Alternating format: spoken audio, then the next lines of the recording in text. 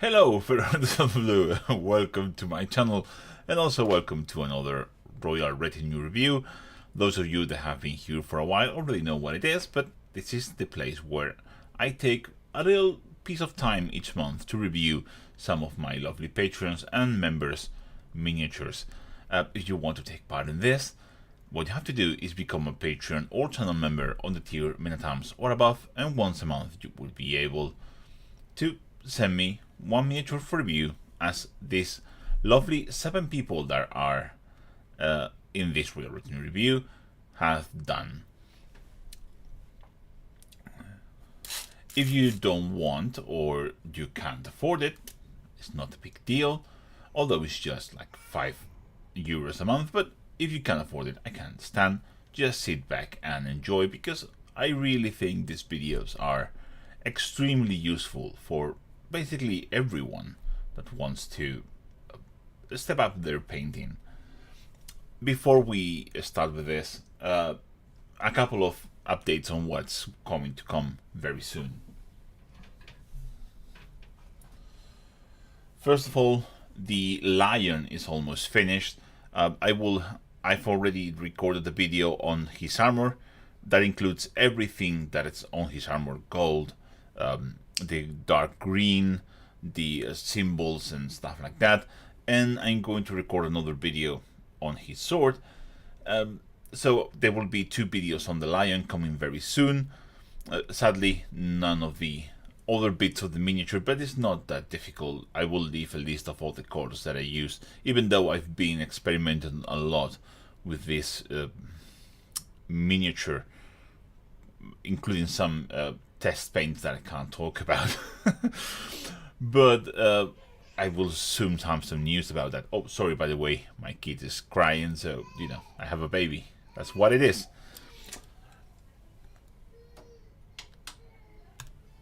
Apart from the lion, I will be making a video on like a 101 on how to start with oil paints, including different techniques, different ways of using them. I will go through brands, I will go through basically everything that a beginner should know about painting miniatures using oil paints.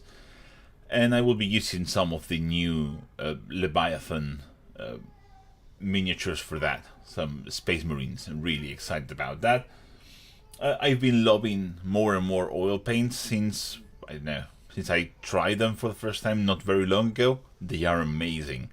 So I will have a video about that coming again very soon, and hopefully the review of some new paints to expand a previous range that was a bit too small, and now it's bigger, you know.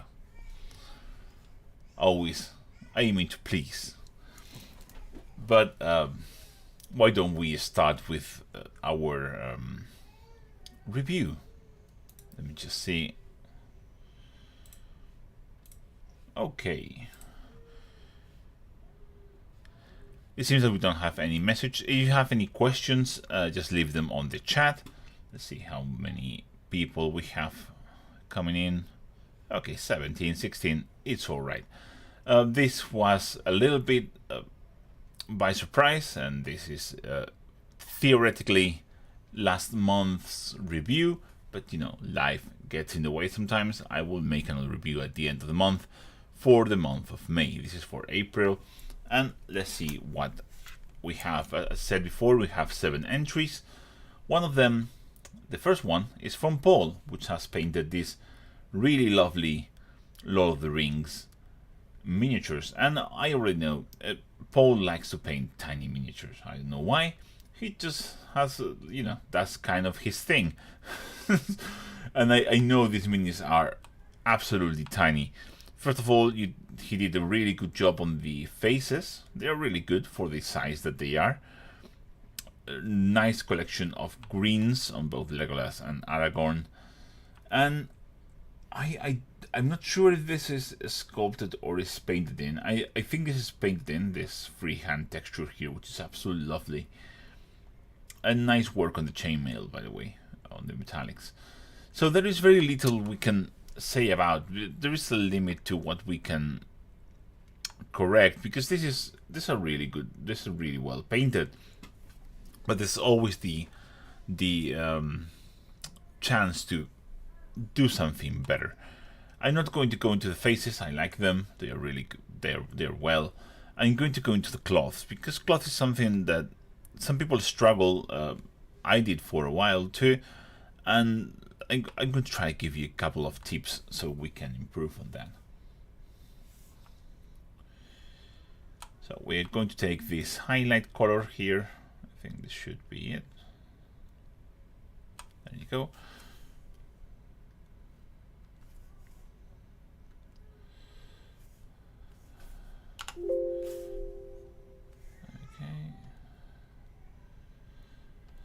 And first of all, what Paul has done here is like a very classic edge highlight, very heavy metal style. But I think for clothing, you can benefit for a more zenithal approach. For example, here on Legolas, which is like the best example to do this, we need to think of what planes are being hit by the light and highlight them accordingly, not just the edges, but full planes.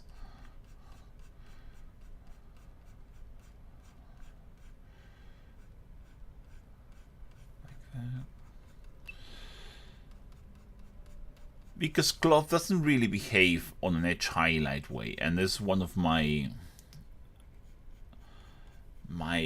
pet peeves with the heavy metal style, which I'm a really big fan of, but I tend to avoid when doing cloths. I tend to avoid them in a couple of things. First of all, painting faces, and second, painting cloths, which I don't think it's the best way of doing it. Here for the as you can see, we are highlighting full planes, like very soft transitions, and thinking where the light would catch. For example, here in this fold, the maximum highlight should be right here, right next to the maximum shadow. That's how cloth works. There you go. Like that. And you can immediately see how much of a difference that is making from that. So I think when painting cloth, you should think on a more zenithal way. I'm going to highlight the chest here. So in case of the chest, it's very simple. We're just going to go highlighting like the very top and trying to shade a little bit more towards the bottom. I'm going to smooth that transition out a little bit more, something like that. And you can clearly see how much of a difference that makes in terms of realism from this to this. And it changes completely this mini. This mini being painted, not bad, but you know, there is something weird when you see this mini painted like this. I'm going to check if my sound is working.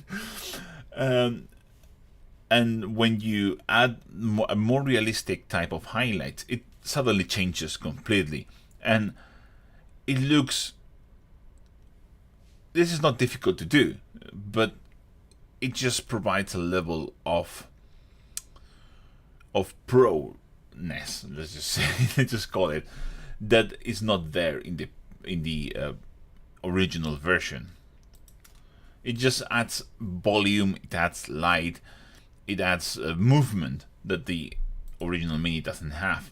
This doesn't really convey movement, it just looks very static. While we're just adding those realistic volumetric highlights on the cloth, suddenly it just feels more alive. Let me just do something similar with Aragon here, although it's a little bit more difficult. Just grab this highlight color, let me change the size a little bit. And again, in these folds that are vertical towards the source of light, like perpendicular to the source of light, the maximum shadow, which is here, should be right next to the maximum highlight.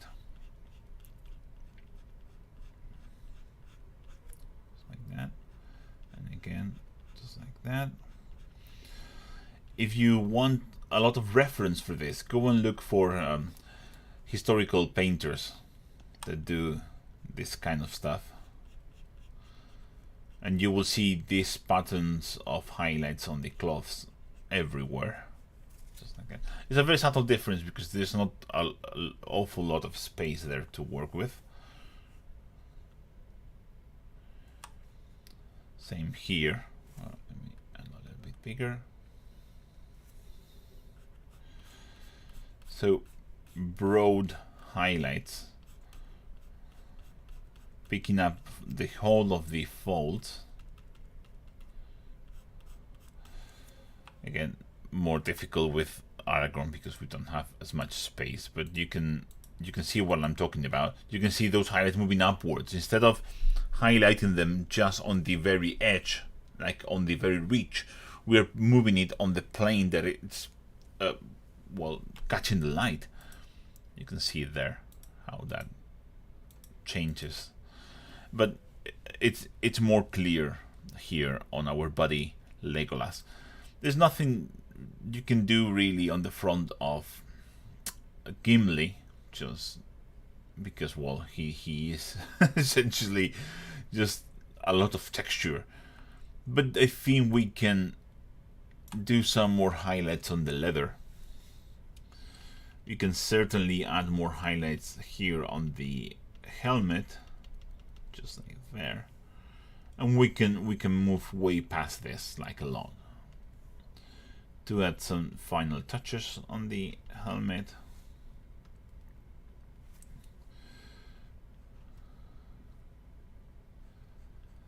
And we can increase the level of the edge highlights here and there, so we have more.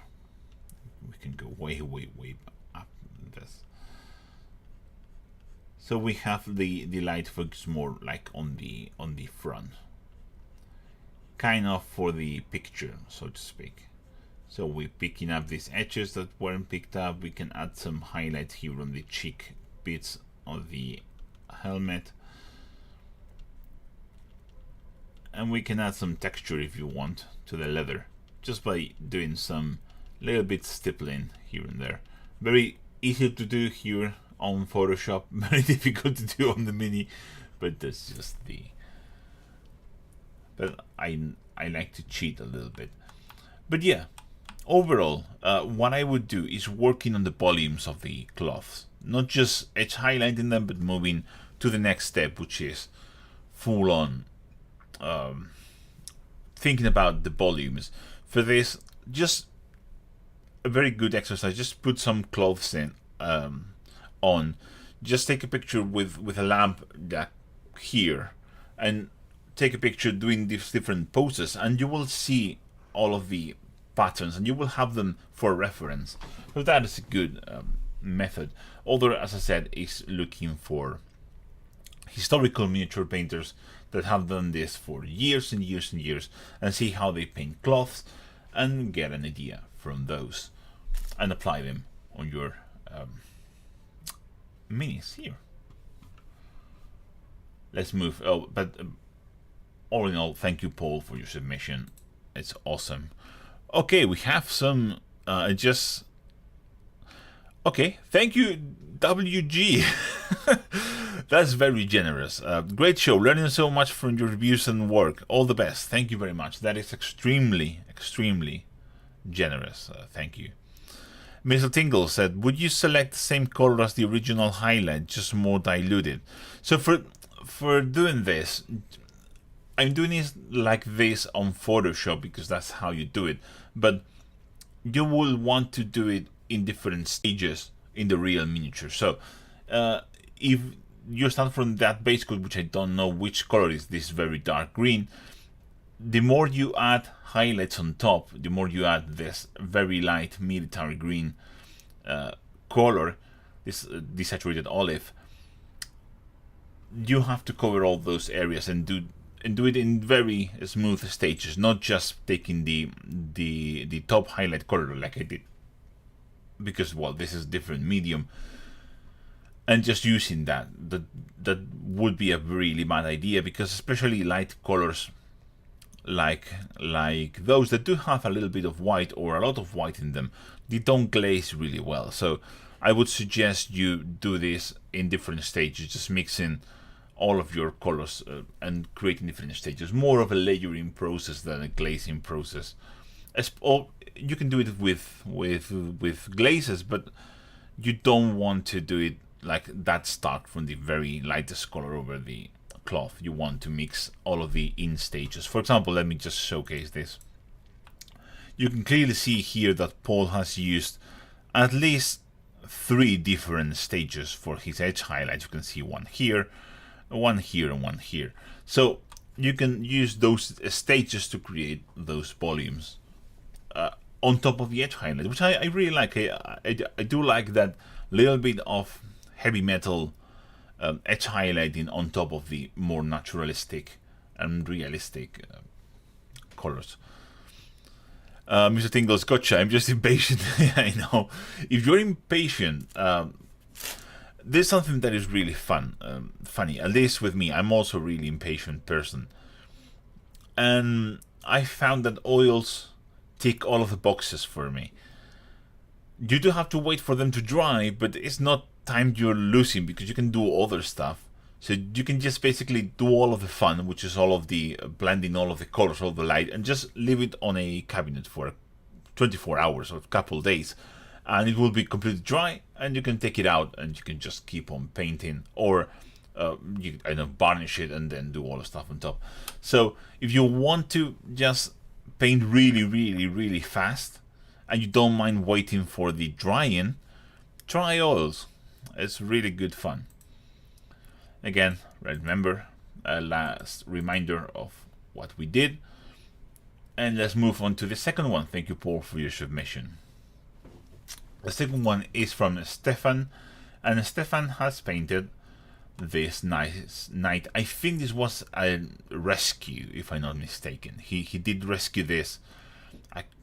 I want to say from eBay, but I'm not sure.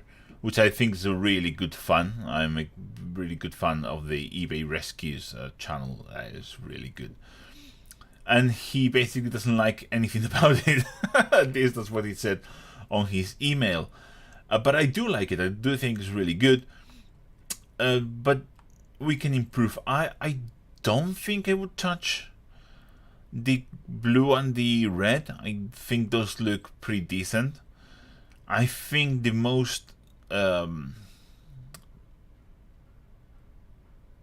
like egregious thing, that is a very strong word, but the thing that stands out the most for me as of needing some attention is all of the trim, because as you can see, it's really flat. It's just flat with a wash on top, and you can see some pooling here and there, and then some very quick edge highlights, and I think we can do better.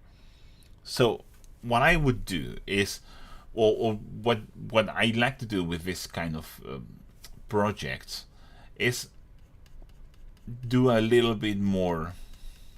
Just grab a lighter color. Is try to do a little bit of the TMM approach. So try to paint this as if we're non-metallic metal. So I would do like a large highlight here on the middle, another large highlight here on the middle here. You can do some highlights here and here. And here at the bottom. So kind of respecting our pattern of lights and shadows, and then we can get like a darker brown, and we can add some shades to this.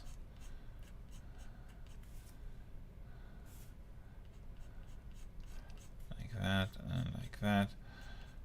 Up here as well.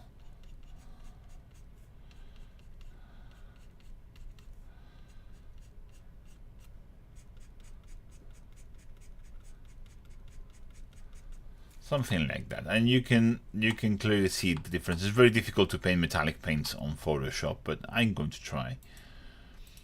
So something like this, and you can see more or less. You can see this on the knights painted by the Heavy Metal team. where they go very extreme on the lighting, like very segmented. Like that. So instead of just doing a wash on some edge highlights, I recommend you do some volumetric highlights on the metallics.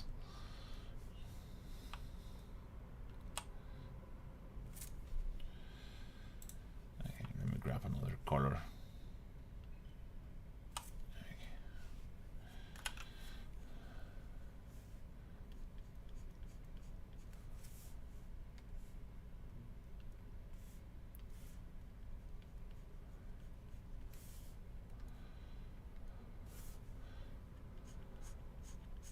Something like this. You can clearly see how much of a difference it makes in terms of how good the trim looks. Like that.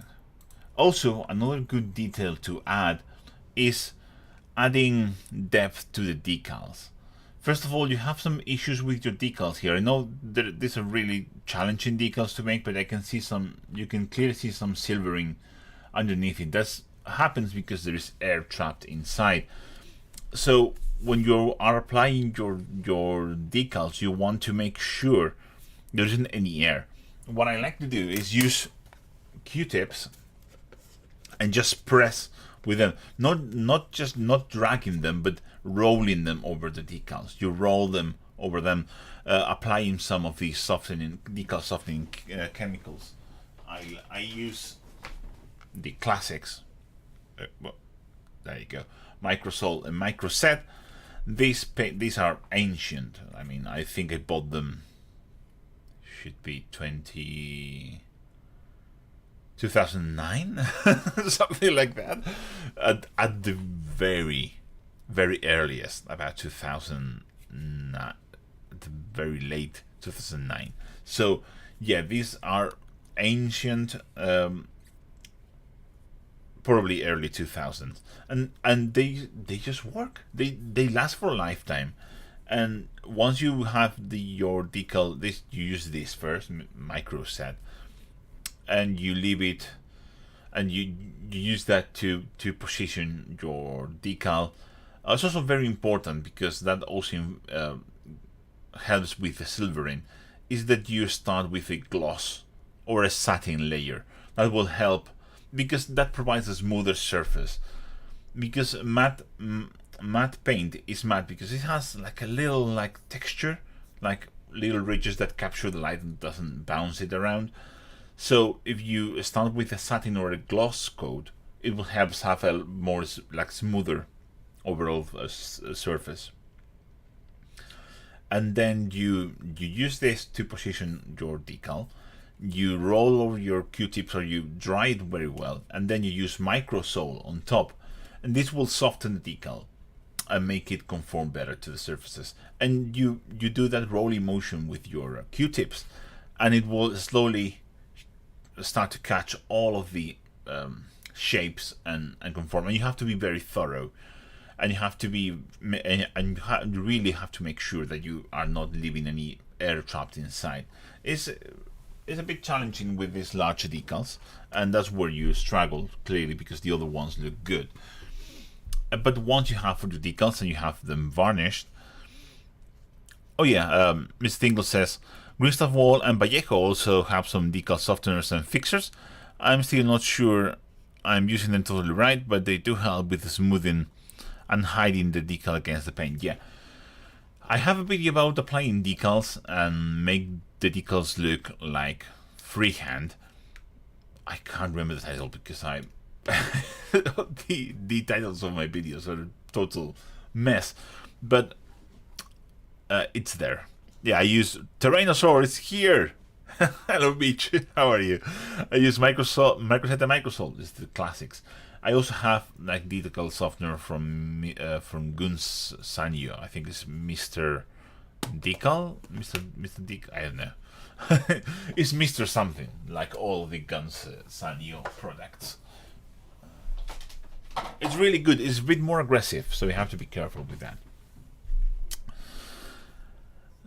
Yeah, and Mr. Tingles was saying the green stuff and Vallejo also have some. Yeah, they are all very simple chemicals, and you can clearly tell that one of them, I can't remember which one, is like it's just like a neutral vinegar, because if you taste it, it's just vinegar, and the other one is another chemical. They're really simple chemicals, and they just work by softening the plastic film that holds the decal together, essentially.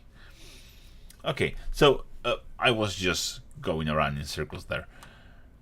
What you have to do, because this is very lovely, is applying some shading to the decals to integrate them onto the paint job, because they now look like stickers, and we don't want them to look like stickers. We want them to look like something that's painted on a surface that has some shading and some highlighting, some volumes, and all of that. So what we have to do, or what I like to do, that I've been doing with my Cadians, is I take like sepia tone. I use Surf and Sepia. Simple as that. For the vehicles, I use the airbrush to apply all of the decals, but you can do it by hand super easily. And you just apply it on the bottom here.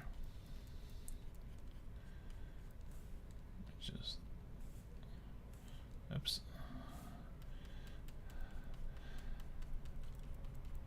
And Seraphim Sepia is so thin that you can just apply this and it won't leave any time marks whatsoever.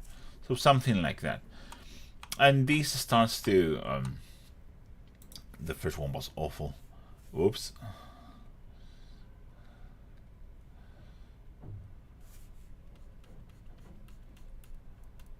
There you go, much better like that. And you can clearly see how they do look less like a sticker and start to feel more integrated. I think you can also add some highlights on the shield here, but that's maybe a story for another day. Let me just add some. Oops.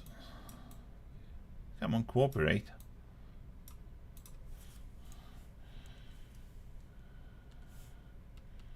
Like through the top and stuff like that, like around the decal.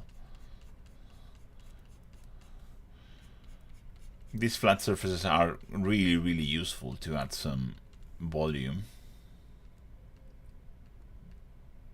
Oops.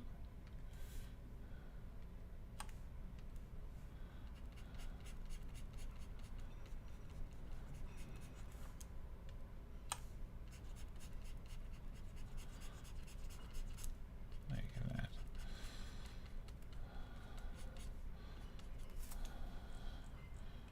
Something like that. Also, you have some splotches. Be careful with the splotches from the washes. Be sure to cover them. But yeah, adding some depth to the decals really helps. You did fantastic job here. Oh, we have Tim. Yours is next, Tim. And you can see we have some nice weathering applied over the decals, which helps them integrate, but we don't have any shading applied over the decals on the other bits. Just add a little bit more. I'm going to show it here on the shoulder bit. Just adding this extra little bit of shading at the bottom of the decal, like following like the curve of the armor, really helps. Same for here. You can take this time to just paint some red over the silvering. That will hide it. These are really large, so you can probably hide them really well. Just like that. Another thing you can do while you're doing that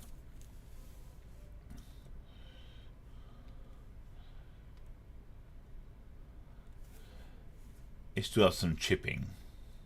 Oops.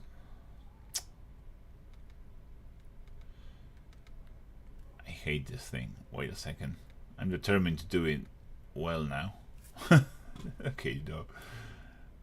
Okay, there you go. Is to add some chipping onto these decals. That's small scratches, like the paint, like the decal has lifted off from the armor, like the paint, like it's been scratched off, just like that. Going to do it here. You don't have to do much. It's a small touch.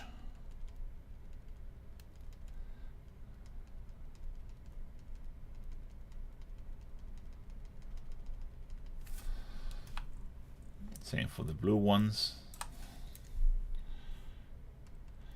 You can probably do this with a sponge. I've seen people doing it with a sponge, but you have to be very careful with it. Just like that. Something like that. And again, from a distance, you can see that that helps quite a bit. So what I would do is just work on the highlights on the metallics. Try to give them a bit more volume, because I think like the blue and the red looks good enough. I think the bronze trim needs a little bit more work. I said that he wants to add some writing onto the top. You don't need to, honestly. I think it looks good. You have enough decals, you have enough like graphics around him. I would just leave it. And if you mean like writing here something, then if you have troubles using your brush to do some freehand lettering, I recommend you get some of those micron pens, like really fine ones, like 0.1 millimeters or so, and just use those. Simple as that. Don't overcomplicate yourself trying to do things that are way too difficult when you don't need to. But yeah, I think that the metallics is the most important thing. Adding some shading to this and some highlighting to this shield, because this shield is going to be like a big attention grabbing part of this model, and you do want some more highlighting and shading, and then some working on top of the decals to give them a little bit more personality. It's good. But thank you, Stefan, for your submission. Let's move on to the third one. This one is Tim. Miss Tingle, sometimes I practice my script freehand on a piece of paper before I try it on the model. That's what you have to do. That's what I do as well. It will help you with the spacing of your letters, because if you just start from like how you write and you have a limited space, it's really hard to get it perfectly centered. And you don't want some letters to be squished at the end. Doesn't look good. So practicing how you're going to do it, plotting it, and structuring where each letter has to go is a great idea. Let's move into Tim. And sorry, Tim, I don't have like the full warband. It was just too big. But I think this guy would be enough. Tim just paints everything using non-metallic metal. It's just pure madness, and he is really good at it, as you can see by this absolutely amazing looking Skaven. Okay, Mike, I have a question. Michael H, which size Rosemary and Co brush do you use for your daily driver? Size 3, not 3 zeros, 3. And Tim, yes, size 3, the best one of the lot. I have in my brass box, I have the 3, and I have a 2 and a 4. I rarely use the 2. I sometimes use the 4 for like large blending surfaces, and I use the 3 for basically everything else. I also really like him now. I'm using quite a lot, just not from Rosemary, but this Raphael Zero. Fantastic brush for fine detail. I think the size 2 is equivalent, but I find this has a sharper tip. But remember that brushes are not like mechanical things, they are organic, so each brush will be a little bit different, and this one just happens to be amazing. But I've had other series that weren't as good as the 2 from Rosemary and Co, and vice versa. It just depends. You just have to buy some brushes and like see which one of those are good and which one of those are not so good. It just happens. It's natural hair done by hand. It just happens. So let's move into Tim. Lovely glow, really well done, really well represented onto the armor, which is fantastic to see. And he's done something that is very clever, which is that metallic surfaces reflect light much more intensely than non-metallic surfaces. So you can see here it has some really faint green reflected onto the cloth here and here, but a really strong green on the metallics, because metallics do that. They are like a mirror. A mirror is like the shiniest, most reflective metallic surface you can get. So that's the extreme. And yeah, I love how Tim has done this. The only thing that I really don't like as much is this section here, which I think it should be metallic, but it doesn't read in as metallic as the rest of them. And we have some weird green onto the inner surfaces instead of the downward surfaces, so why don't we just fix that?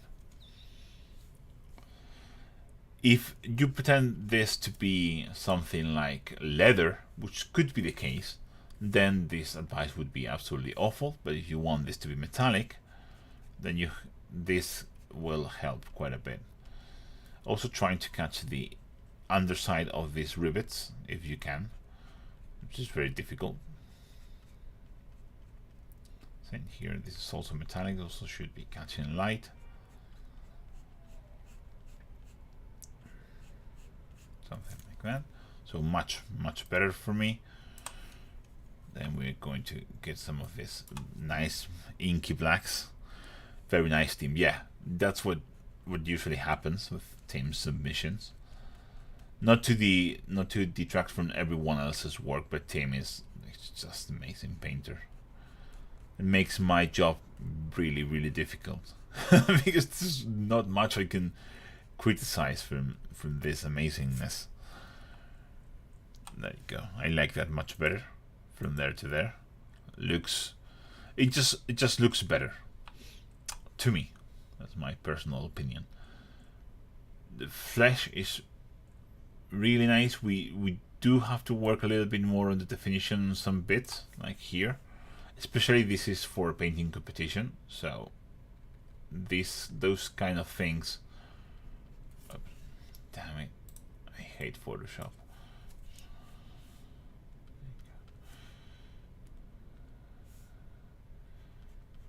Like this, for example, you can see like some paint flowing there. There's always a space to highlight more smoothly these really tiny details, because all of the metallics are lovely and stuff like that. But if you're going to paint for a painting competition, you can always highlight and work all of those tiny details. When you work them really well, is what makes everything that extra. So some final highlight here in the middle of these bandages, for example, towards the upper side, like that. So small things, small details, smoothness on some of the details. For example, I would like some more definition onto this red symbol here, with some neater lines overall, with more black. I do get you that you don't want to highlight your red too much, so I can respect that quite because I totally get it. But yeah, something like that. So it's just a matter, how can we make this amazing paint job, which is already really good, better? It's just a matter of going to the fine details and just refine them very carefully. So adding more highlights into this, refining some of the, smoothing out some of the transitions, some of the tiny details, stuff like that. But overall, I mean, you did a fantastic job, Tim. So I don't know what more I can tell you.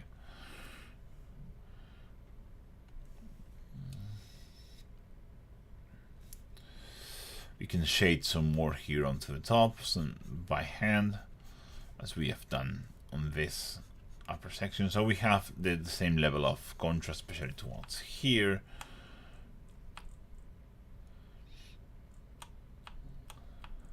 We could probably, I think we could probably go, considering how close the hand is to the source of light. I think we could probably add, especially on the nails, which should be there, we can probably add a little bit more green onto there.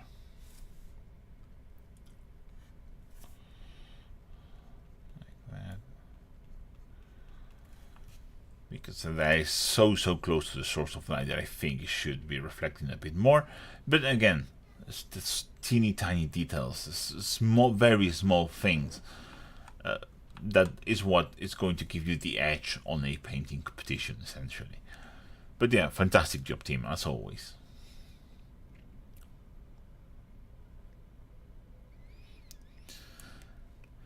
Yeah, I mean, I think it says, I'm still reeling from the suggestion of green glow on the rivet. Yeah, I mean, it sounds like something preposterous, but it can be done, and I've done it with some models. Like, you can highlight the rivets on the top and on the bottom with different. It can be done. It's just something that you have to practice. It's like painting the eyes.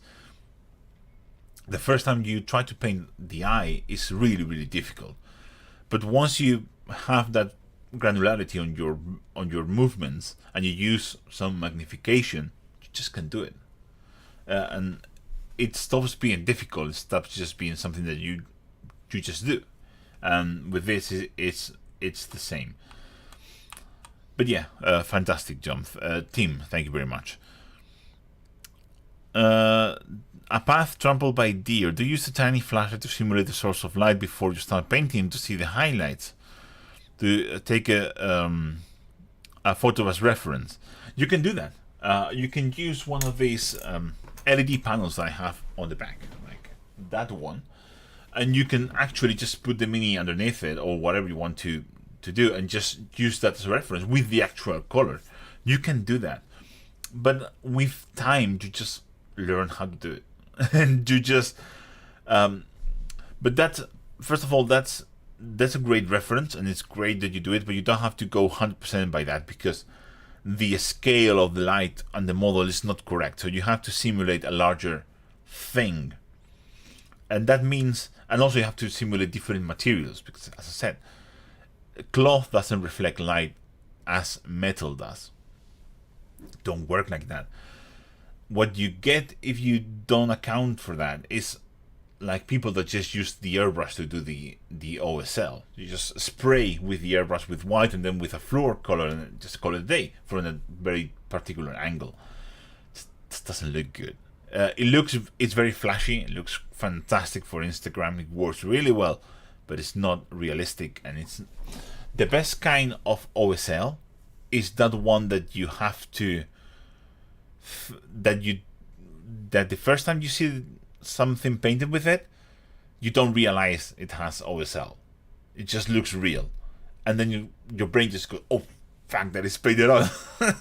So yeah, that is the good ones. If it's too obvious, it's not good. But yeah, fantastic job, Tim. That was really good. Let's move on to the fourth one. This is first of all, it's a work in progress from Rafa. And he is painting the lion, just as I am. And I know this model really well by now, whether I like it or not. And he's done some really interesting texture work on the back. I quite like it. That's really good. And some really nice edge highlights on the front, which are really thin and fantastic as well. And he's doing a good job. You can see his process here. He starts from a airbrush rough highlights. You can see it here.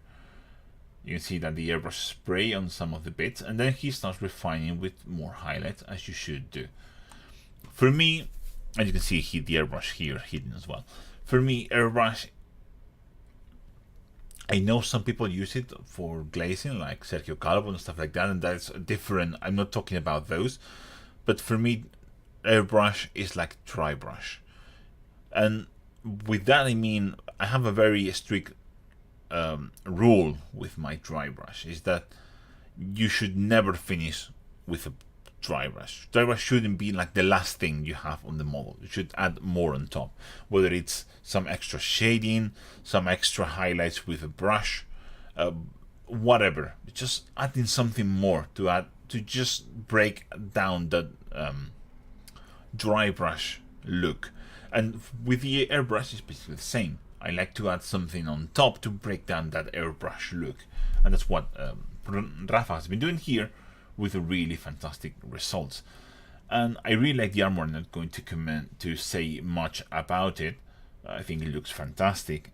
I think I'm going to concentrate on the cape here, because I want to talk about highlighting cloth. And what Rafa has been doing here is the same as Paul did in the first submission, just a little bit different. He's been doing some stippling work, which is great. I won't do stippling here because I want to just don't to finish this, but I'm going to simulate what highlights he is missing with some rough highlights. So let me explain what I'm talking about by highlights that he's missing. Just move this onto a hue that matches his, something like this. So some of them you can see them just by looking at this picture, because this has been it has some light hitting this model, and the paint is a little tiny bit shiny. You can see some highlights here on this fold, here on this fold, and this is what is missing. What you have to understand is that when you have like a flowing cape that is perpendicular to the source of light, if you just highlight the ridges, you are missing half of the highlights. Because think about this, which surfaces are going to catch the most light? What it's going to catch the most light is the surfaces that are perpendicular to the source of light. That includes the ridges, but it also includes the divots, the downward parts, because that is also, when it hits this position, also catches more light and then stops catching light as it folds back up. So that is something that's really hard to catch. Let me see. You're not going to be able to see it. I've done that with Lion, but because I know this very well, I can do it very quickly. Oh, sorry. Let me mute this. There you go. So first of all, we have some. This highlight should be here. So we have already established this, that this highlight is correct. This highlight is also correct, which goes like this. But then we are missing one more highlight in the deep bits here. This highlight, we are missing a small teeny tiny highlight there. Then just like that. Here, just have a highlight running there. There.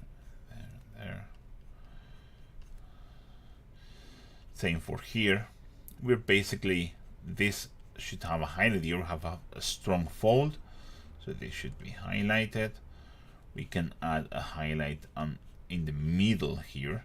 Same for here. We should have a teeny bit of highlight in there, and we most definitely need a highlight on these folds here. So something like this. And I hope you can see what I mean by realism. How my version, even though it's not the same texture and it looks odd, it just looks better. Because it's painted catching the light as the rest of the model does. So that's basically it. Same can be applied for the lion fur here. We're going to, there you go.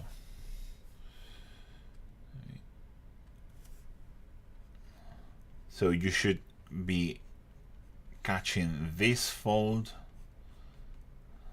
like that, and just there and there, something like this. You can see the difference. King of the dance floor, you can see the difference there. So it's just a matter of understanding how light behaves and how cloth catches light. You should have another highlight there, which I'm not sure I did on mine, so I will have to take a look. But something like that. Something like that. Apart from that, the model just looks good and it's not finished, so it's really hard for me to judge what is missing because there's a lot of things missing, but he already knows that. But I have to work with what I have, and what I see is I do want to see this cape. This is a fantastically well sculpted cape. It's one of the best capes sculpted by GW in my opinion, and it just looks really good when you highlight it properly. Yeah, thank you Rafa for this submission. I really hope to see this finished on the Discord server. And let's move into the fifth one, which is Christian. And Christian has this lovely little rat, which looks really grim dark. Let's see if we can adjust this a little bit. Oh, sorry. Okay, just so I can work a little bit better with that. I don't like that, it's too much.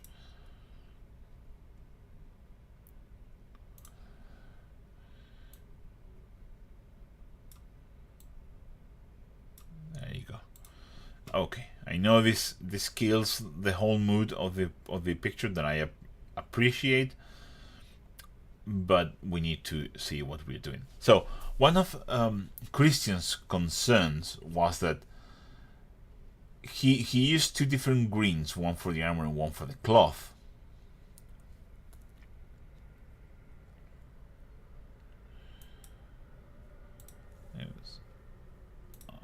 For some reason I can't read that comment.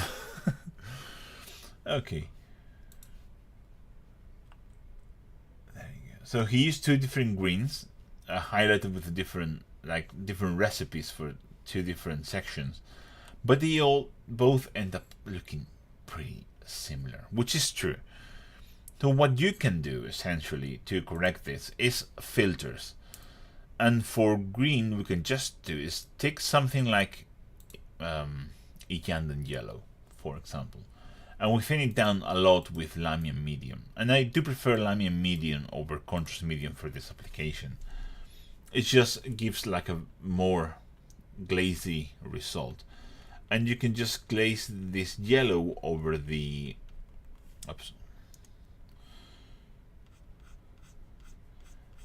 over the cloth, for example, especially over the highlights, and then you can see it shifting into a different color. So that's an option. It is never going to be like super dissimilar, but you can see the difference. You just add in this yellow glazing, so that would be my suggestion. So you have two different, so more different colors. And his other concern was about this green armor, which he used one of my recipes, and he wasn't sure about the pattern of highlights and shadows. So why don't we? There are two options here. I think you did a good job on this solder pad. I like it. It's pretty good. This one you went for a different highlight pattern, and I don't understand why. But let me just do another one, and we can see how we can work with that. So let me just erase this completely.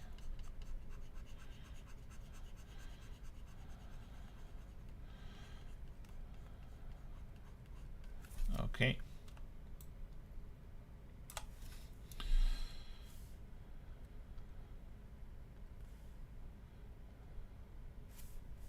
That's too big. So how would I paint this?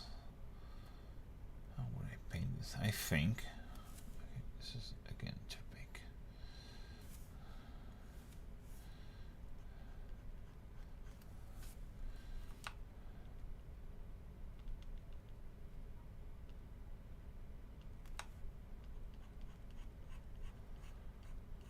think it would catch on here, and maybe there's like a big highlight here in the middle. That can be another option.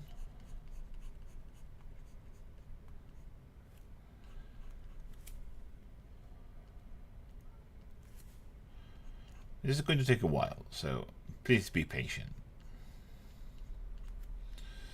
Just like that, and we have our highlight there, and we have this button here. And I would probably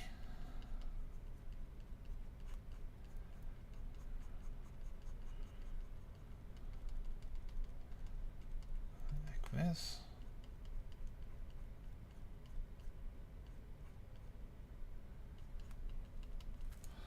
Something like that. I kind of like that quite a lot, actually.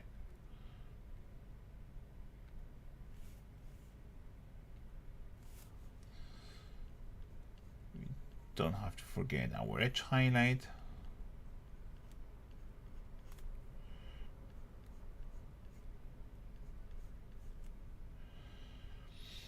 And we can add some specular highlights here, for example.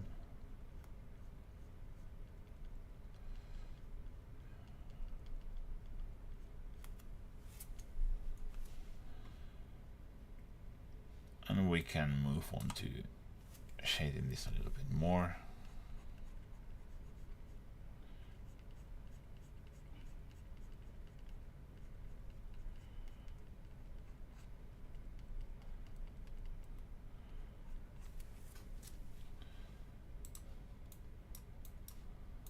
And if you feel like it, you can just add some final white reflections.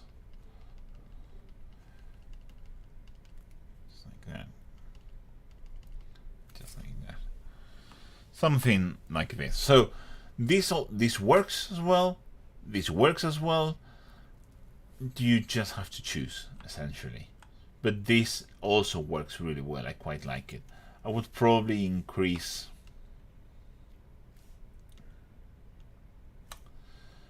this reflection here a little bit more,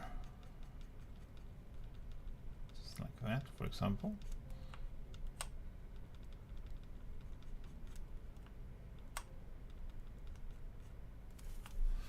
And yeah, I think that looks decently well. Don't forget the edge highlights.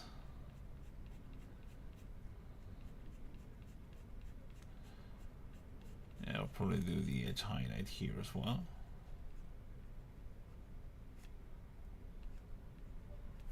Something like that. But yeah, I think this looks good. The original one looked good as well. And this, my version, also looks good. So again, matter of choice, essentially. But, and yeah, for the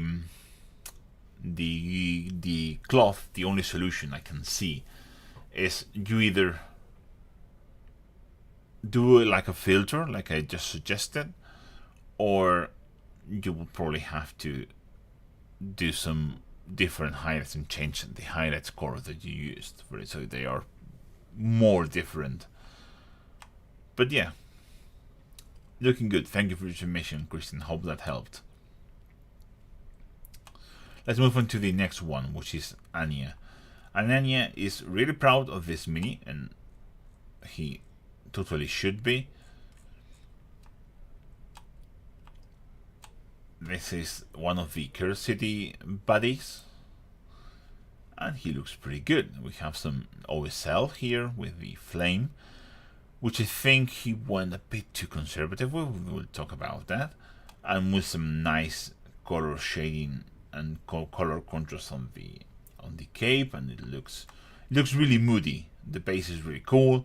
I'm not going to touch on the base because it's really good, but we're going to touch on the mini itself, like this guy itself. So when you have a mini with a candle, something like that, and it's clearly on a night setup, it just looks like a night setup, I think you can go a little bit extra with how much light this candle is providing. So let me just illustrate that.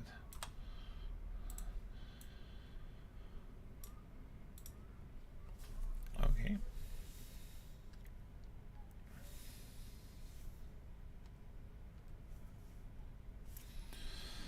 For example, all of this wood can be a bit more orange.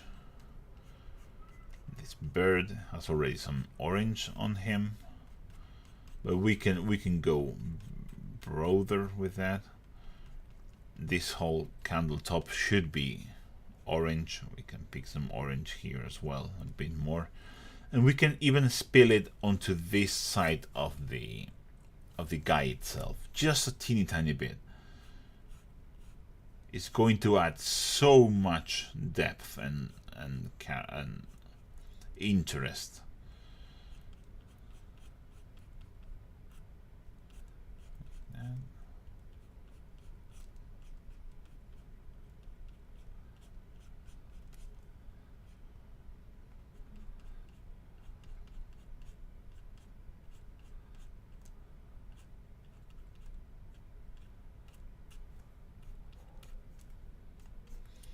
Just some small glazes with this. I think it will help.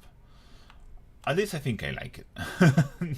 You can disagree with that, and that's your choice, but I think I like it. Let me just get some of this yellow and increase highlights on things that are near, so that makes sense.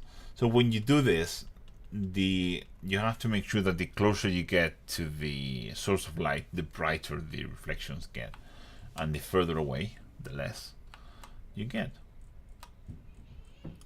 I think on top of this, and things you can add to this, is maybe increase a little bit of the contrast here and there. For example, I'm going to think how I want to do this.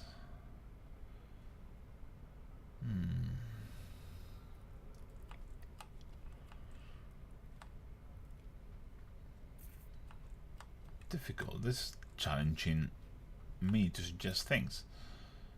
Let me just see. I think we can add some more highlights to the screen, for example.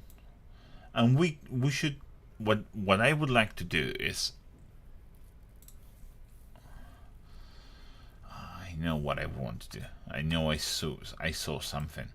So this little crow here, he looks a little bit too blue, which I would like some more black on to this crow, especially just where the candle light is, something like this, like that.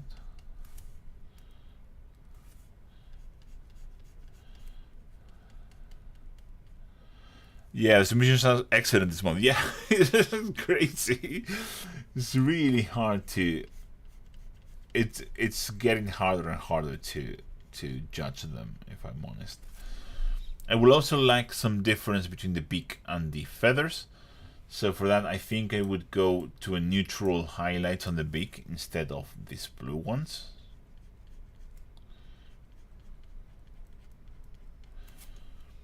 And again, going back to the black, and so we have like a difference between the beak and the feathers. And I think I would like to add some color to the eyes of this bird. And I think we should go with, because he does seem to be like a familiar, so I think we can go with magic eyes. So we just drop some orange thin down here like this, and I would just take some yellow and just do a very small highlight in the middle, something like that. Yeah, I do like that a lot. Yeah. So what I did is basically, you can see I added some more shading between the reflections of the lamp and the bird itself, so something like this, so it looks more ominous.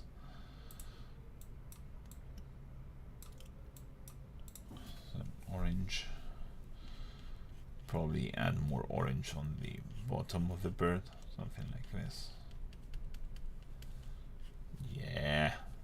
Yeah, that was it. That was it. So we are essentially intensifying this overcell from the candle and intensifying the fact that this looks like a night scene. We can add some of, because this is metal, we can add some of the orange here a little bit more strongly, as Tim showed us. We can add this there, very subtly on the rest. Same here, we can probably add some glints of this orange onto the keys. Not on the highlights, but on the shadow bits to add more interest, something like that. And slightly softer here at the bottom. Yeah, I kind of like that. So playing with this, adding some interest to this crow little dude here. So basically to intensify the fact that this is a night scene and that this is a magical crow. I like it. And adding some interest to this side of this guy's face, so it feels more integrated with the candle flame. So you can see the amount of orange I added, which is quite a bit, and what I did to the bird. So because right now it looks weird, it's all the same color, and now we have the beak on a different black, we have the eye, we have more reflections underneath. Everything feels a little bit more integrated and looking good. The good thing about a night scene is that the rest of the model doesn't really have to be ultra contrasty or super highlighted. This is alright, and this is alright, and the cape is alright. Everything is alright, just add a little bit more of that orange to play with it. Thank you for your submission, it looks awesome. Let's just move on to the last one, which is Peter. And Peter has another work in progress of his Abaddon. We've been working on his Abaddon on the Discord channel. You want to access the Discord channel, you have to be a Patreon or a channel member. So join. And I have a tier which is for active and constant review. So it's basically this, but every single day you can submit pictures and I can give you feedback. So that's awesome. And Peter is there, and we've been working on this Abaddon for a while, and I want to just finish and reinforce what we've been talking about. This is not the best picture in the world, but we can work with it. So one thing that we need to do is increase the white on the middle of this, on the mouths of the sword. It's probably going to be something that it's not as useful as the other ones, because this is for Peter and we've been talking about this for a while, so we both know what we are talking, but you probably don't. Let me just add, I would probably increase the level of white here at the bottom, or the highlight. Maybe it's because of the picture, I'm pretty sure it's because of that. One more, and we did. So yeah, I think that needed that. Let me see if because I'm not sure about this, but let me see if an edge highlight around the faces would work. Sometimes you just have to test things. Oops.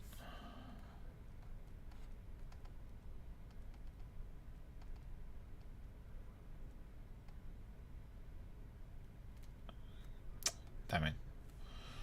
Okay.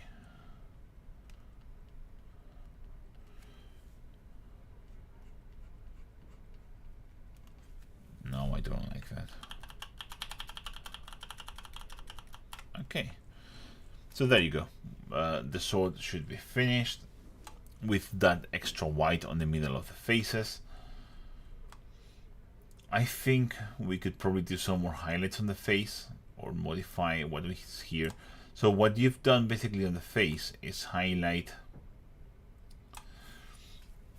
to say on a very zenithal way, on a very non-zenithal way, but you need to, I hate Photoshop. Go down. So we can probably add some more highlights to this side of the face.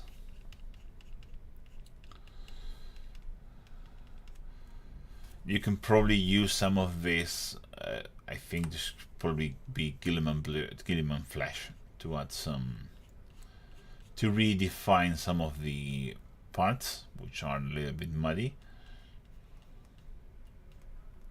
Just like that. And you can even move to a very bright highlight on the forehead and on this side.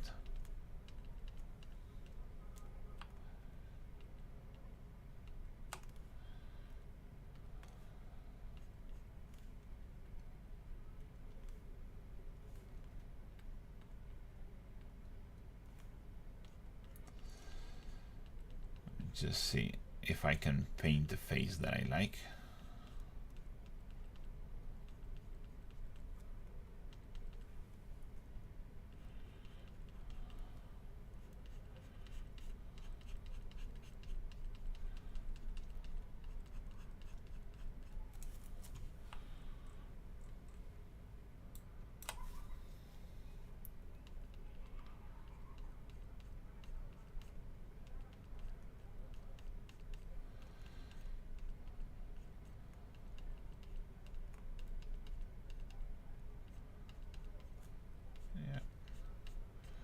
Like that. So much better. So you can have a nice clear picture. So what you did here is just highlight like the top of the islands of the face, and you also erase some of his lines here. For example, here on this muscle that goes from here to here, you need to basically redefine that with some shading and then reapply the highlights.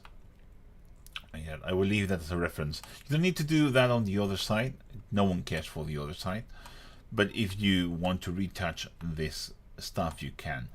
What you can do is take some burgundy, like this kind of color, and we're going to thin it down into a glaze, and you can glaze around the bits that are like mechanical, like here, just to add a little bit of, interest. We can take some dark red and we can glaze that on the lips, for example, on the lip, and then we can do that final highlight again.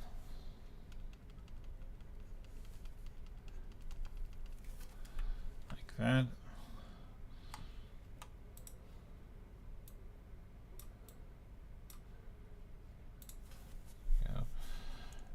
We can get some tones going on in the face. It's really difficult to do this on Photoshop. It's way easier. Also, it also depends on how human you want Abaddon to be, which might be the case that you don't want him to be very human at all.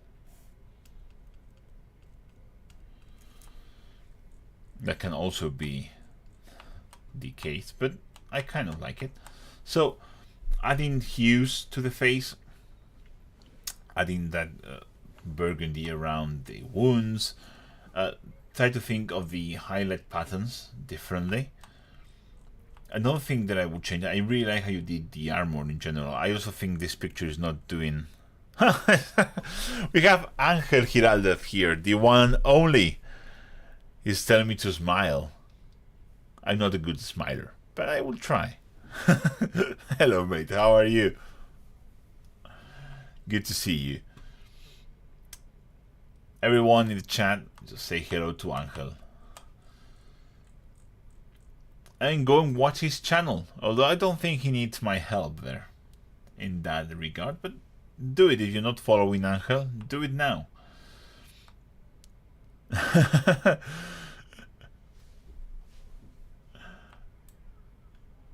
Okay, there you go. On the metallics, same as we talked about with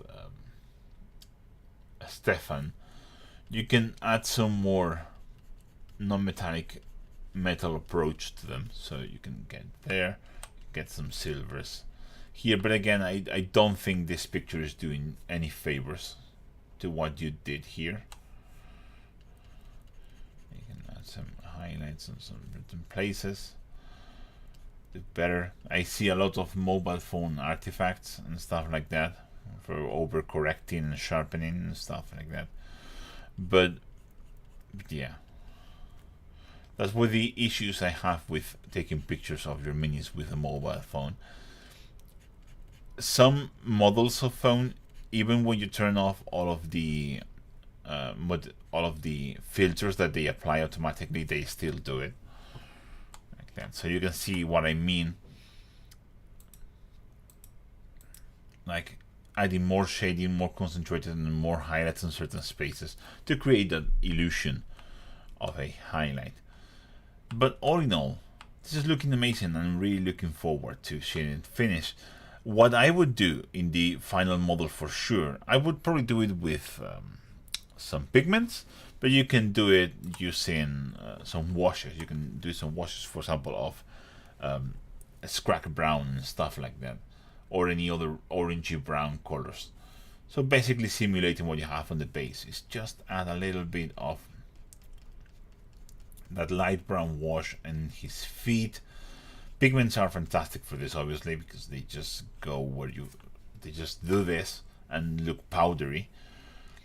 Also doing it on this dead guy here, so just pigments will probably be the best solution. Just apply it all over the base and on this dead guy and on his feet.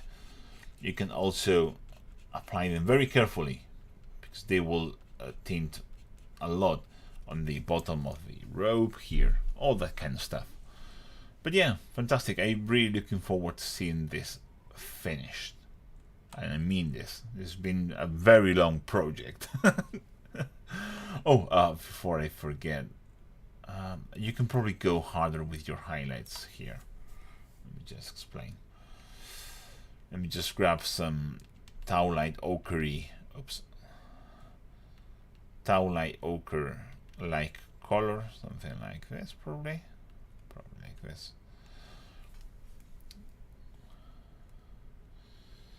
And you can intensify your highlights towards the front here,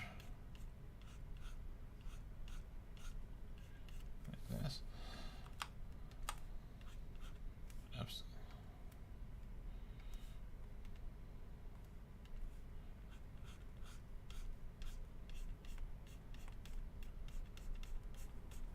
Like that. Just here on the center, so we have more attention driven to the face. But yeah, all in all, it's just a matter of refine a little bit this face, a little bit. We can add some weathering and finish the sword as we talked about. And if you feel like working on the gold a little bit more, there's always room there to refine a little bit more. But I know this is this being a challenge for you, and I'm really proud of you. You should be too. And let's just move. And this is it.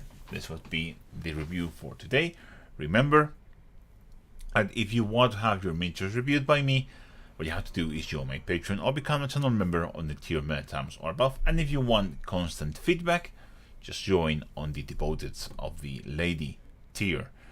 And with that, I think it's time to go, unless we have some more questions or some more trolling from Giraldez, which is also a possibility. That's what he does all the time. I have a path trampled by deer. Many great painting tips. I'll be thinking of these details going forward. And stated earlier, these missions are just top notch. Yeah, they are fantastic. I'm really proud of all of my patrons. and I love to see them evolve through time, which is always fantastic. And thank you for being here for about an hour and a half, which is more or less where these things last. And I will see you in the next video, which, if you don't forget, it will be the return of the heavy contrast series, featuring the lion's armor. Just the armor, sorry. All of the details on the armor, like the white symbols, red symbols, gold, etc. But just the armor. I'm not going to go into the cloth or any stuff like that. And also I'm going to be touching onto the sword, which I'll be painting with lovely NMM in the subsequent video before after that. And then I think I'm going to do a video about oils, because I kind of want to. Oh, we have another donation. Thank you, Alex Bansgrove. Hi Juan, why does my gold NMM make my model look like a banana? Because you probably don't have enough. You probably don't have enough contrast. So the thing with NMM is you need to have the maximum amount of contrast in very small spaces. If you have a lot of midtones, it will look like a banana. Also, you can also look like a banana if you add like spots or like a sticker. So if you have a sticker like a banana sticker on your model, take it out. And apart from that, joking aside, it's all about contrast. You probably have too much midtones and not enough shadows and highlights. Metal goes extremely fast from very dark to very bright, and the midtones are there to give it hue, but you shouldn't have all midtones. You should have a lot of deep shadows and a lot of bright highlights. It was the sticker, I knew it. Yeah, also I think I will have to do like an updated version of my gold NMM video, because that was like my first time trying NMM. I think I moved past that. I think I moved past that a long time ago, and I think I want to make an updated version. But essentially, and now that Angel is here, I don't know if he's still here, but go watch his videos. He's really good at showing what he does, and he does a completely different technique, starting from a black and then just moving upwards and building those highlights. So you have a lot of shadows and very bright, like focused highlights. Also, another good video resource channel is Richard Gray. Just watch Richard Gray painting anything NMM. You will very quickly understand what I'm talking about when I'm talking about it. Very strong, very small, very quick transitions. That's what you want to do. If you don't do that, it will look like a banana. And if you still have the sticker on, it will look like a metallic banana. But that's good. That's what gold looks like. So thank you all for being here. Thank you for your lovely donations, both Alex and WG. Very generous. I really appreciate it. It really means a lot. And I think I will catch you in the next video next week. Thank you very much for watching. Bye.